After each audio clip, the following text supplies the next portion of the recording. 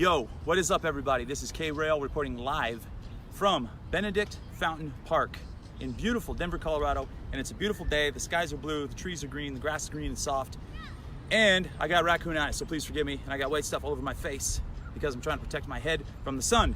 But don't worry, it's organic and it's got zinc oxide in it, which is good for the skin. And if you're gonna use the sunscreen, make sure it's organic and clean and don't use any of that crappy stuff that's gonna cause any kind of damage to your body. Because remember, your skin is the biggest organ of the body and it absorbs everything in sight. So if you put chemicals on your skin, it only makes sense that it's gonna absorb them. And I'm gonna come back to chemicals because I got some things I have to get off my chest. And it's been a long journey. I've been on the road for 7 weeks and I'm now in Colorado. I'm gonna be going back to Park City tomorrow. And I'm super stoked about all of the knowledge I've accumulated, the new relationships I've developed, the old friends I reconnected with, new friends I made, family members I haven't seen in a while, and all this fun stuff that went on. But you know how it works. We gotta do a movement break because it is the middle of the afternoon and you've been sitting for far too long. So you're welcome to join me or follow along or watch this back later and integrate this movement I'm about to show you into your daily practice. And I call it practice because it's gonna be yoga and yoga is referred to as practice. So please forgive me ahead of time if there are any interruptions or soccer balls that fly into the screen or into frame, or if I get interrupted in any way, shape or form, or if the wind picks up and I get muffled. But please, most of all, forgive the raccoon eyes. I don't really have black paint on my face. Okay, I'm gonna jump back there. I'm gonna demonstrate this little movement break for you. And I want you to either play along, do it as I'm doing it, or watch this later and practice it yourself. It's a really good combination of yoga moves. And I'm a big fan of yoga. Behind the scenes, you may not know that about me. That's all, I'm not all about high intensity, working out until you drop type stuff. There's a spot for restorative and functional movement. And of course I do Indian clubs and I do Goddess, which is very restorative. And this drill I'm about to do is restorative as well. So I'm gonna go back there in the green grass and we're gonna do this. Here we go. Hopefully I'm in frame too. I think right about there I'm in frame. Okay, here's what we're gonna do. We're gonna start in downward facing dog. Now we're gonna drop into a dolphin pose. Hold for about 3 to 5 seconds. Push yourself right back up. I just engaged my triceps. Now we're gonna lean forward. We're gonna do a high lunge to the right and a T-twist. Now we're gonna put our hand down, scoot back into downward facing dog, lean forward. Now T-twist to the left for the high lunge. Now we're gonna put our hand down, come back, downward facing dog for a few breaths. Lower yourself into dolphin. Push yourself back up. Lean forward, high lunge T-twist. Down dog, high lunge T-twist. Back to down dog. Now, that's a fun little pattern that you can integrate into your daily life.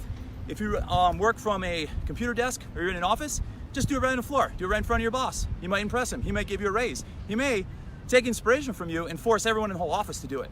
Just think about that. What kind of ripples can you make that way? So anyway, there's a quick movement break. Do that like 5 times all the way through and you should be good and set. Now, let me reflect a little bit. To the East Coast, holy cow, it is so freaking hot out there.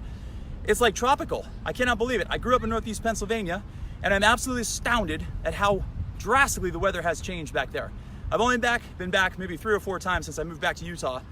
And every time I go back, the weather just keeps getting more crazy. I swear to God, it rained like 20 days in a row when I was there, or at least, not like all day, but at least it rained a little bit on 20 days in a row. When I got back to Pennsylvania, that was when I was in Connecticut. Then I go to Pennsylvania and it's like tropical. I went for a bike ride with my friend Joe McAuliffe. If you're out there watching, hey Joe, and a couple other friends, and it was like a swampy, soupy, misty air that I could like reach out and grab with my hand and like put it in my pocket if I wanted to. It was so sticky and weird. I've never seen anything like it before. The weather patterns have changed drastically back east. There were bugs, there was humidity, there was heat. It was 70 degrees and humid and I was hot as can be. Now it's like 82 degrees and it's beautiful out here. Not a drop of humidity. This goes to prove that I'm not designed for humidity. I am designed for dry air. So here I am.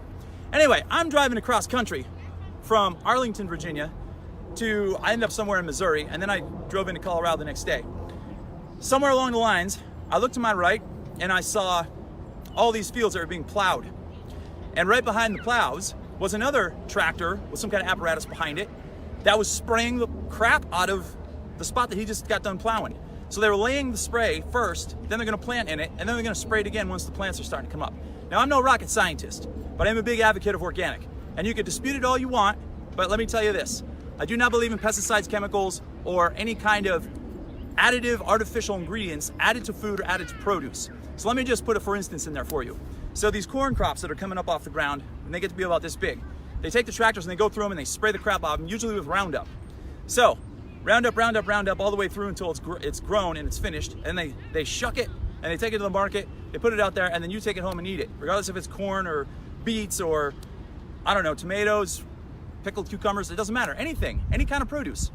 So you think you can go home and wash all that stuff off, but I beg to differ, because I saw the spray going on the ground as soon as it was plowed. It gets embedded into the ground. Then the seed gets planted in the ground, it gets sucked up, it sucks up all those chemicals, and then it goes through a whole fruition of a plant. And then it gets doused with Roundup, also known as glyphosate, to kill the weeds around it, because the plant is resistant to Roundup.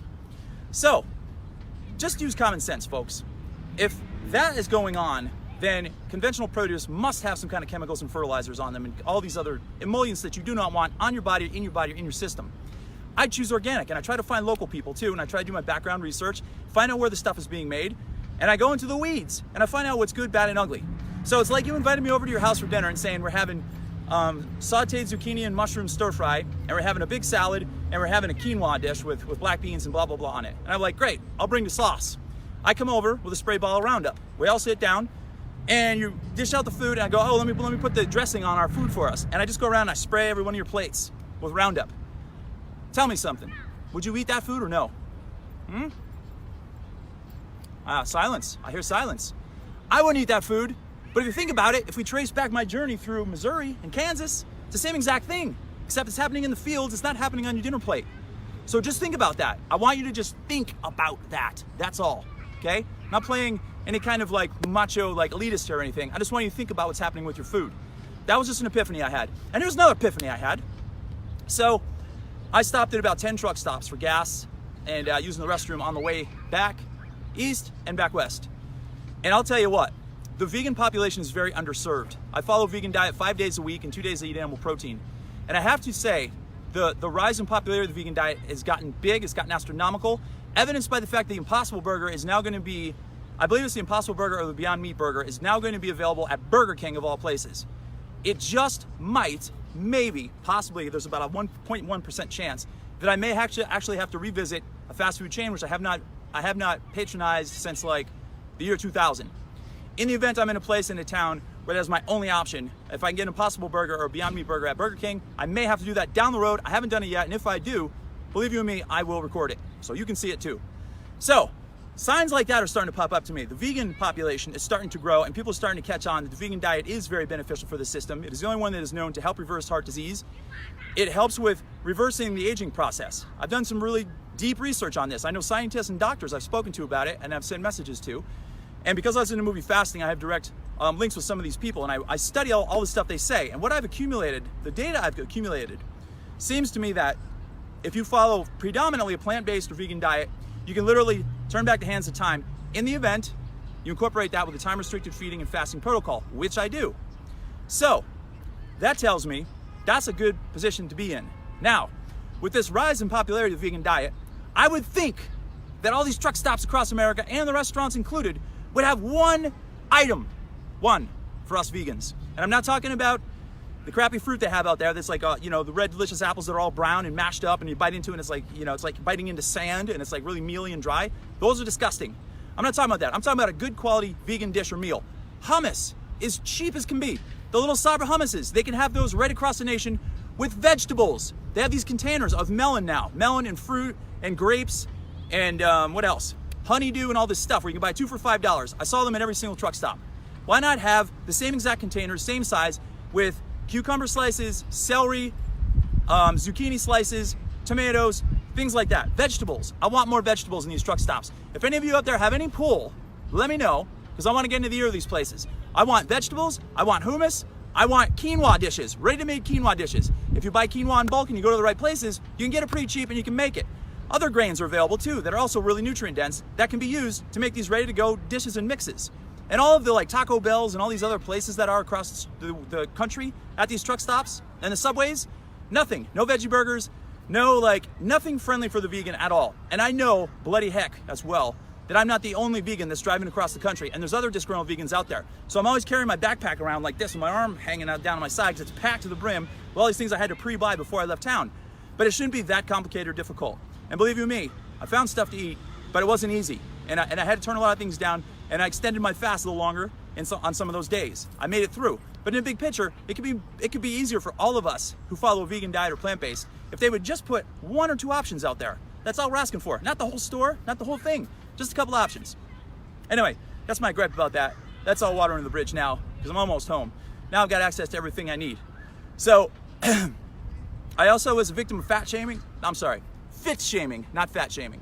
Fat shaming has become pretty popular over the years because of the obvious, amount of people that have become out of shape and overweight and so on and so forth. And they are raising a gripe when people look down their nose at them, which is understandable. I don't judge people. People may think I'm judgmental, but I'm not judgmental. I call it like it is. I just state facts. And all right, let's be serious here. The nation is overweight, and there's a lot of obese people out there too. But there's a growing number of people who are really fit, who go to restaurants and ask for cucumber water, and eyebrows go up in the air. There are people who go to restaurants and ask for things to be put on the side, or oil to be eliminated, or water or butter to be eliminated from things, and cheese to be eliminated from things. And you get a waitress that goes and looks at you like you got a penis growing out of your forehead. And I'm like, seriously? I just want you to answer a simple question. Can you give me this or can you give me that? And again, it goes back to territories. Back on the East Coast, it was like I felt like an outsider the whole time I was there. I didn't feel welcome. I felt kind of out of sorts or something like that, because I take my health as a high priority, as a #1 priority in my life. And I'm into fitness, I'm into exercise, I'm into eating right, and I'm into educating people on it too. So I'm just telling you this. I know I mentioned this in my last Facebook Live about that fit shaming incident. Just always be you and always be the best you that you can. The only thing that ever matters is what comes from your heart and your mind. This is the computer, and this runs everything. And if you take care of your heart, your mind, and your gut, inside and out, because of the good bacteria in your stomach, you got nothing to worry about, no problem. So always stand up for what you believe in, and always stand up for yourself, okay? As long as we're on the same page there, that's all that ever matters. Now, I gotta get rolling because it's getting later and I have some things to do. Yes, I do. I've actually been super busy on this 7-week journey of mine. It hasn't been like this big vacation. I've been like hustle. And I'm still in hustle mode, and I will be right as soon as I get back in Park City. It's like foot on the accelerator, but that's the life I lead, and that's what I signed up for, and I would not change it for anything. It beats working in one of these huge office buildings over here, 9-to-5 job, looking at the sun in the middle of the afternoon, wishing I was out there playing at a park, doing fun stuff like this. So anyway, that's it for now. This is K-Rail reporting live from Benedict Fountain Park in beautiful Denver, Colorado. If you haven't done it yet, go get the Rebuild program from Plant Pollen Superfoods, because I'm the chief fitness advisor over there. Or if you're looking for some cool exercises like the one I displayed before, get my 6-pack challenge and go to restoreyourfitness.com. Until next time, this is K-Rail reporting live.